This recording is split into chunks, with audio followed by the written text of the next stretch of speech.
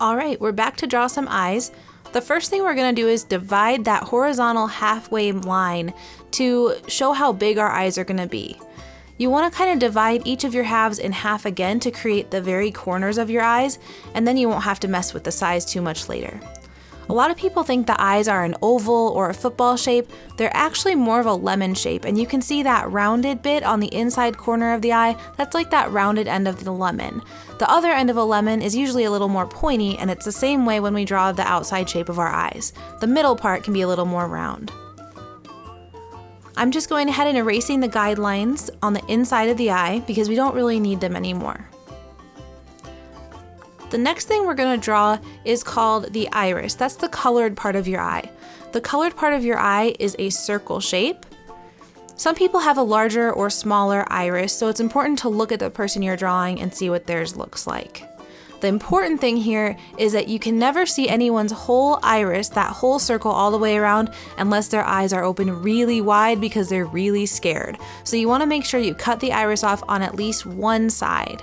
I've chosen to cut off the top. Sometimes you can't see the bottom either. I've added in the pupil in the middle of my iris, that black part of the eye, and then I've also added the tear ducts on each side of the eye.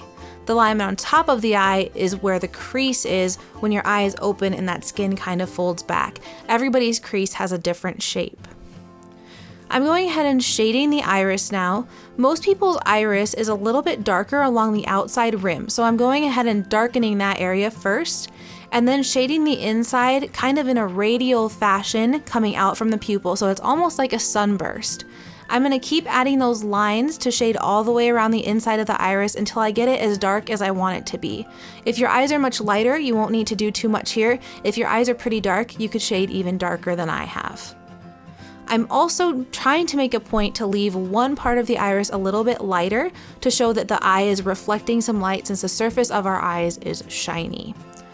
I'm just adding a little bit of shading now in the tear ducts and around the edges of the eye where it would look a little bit darker.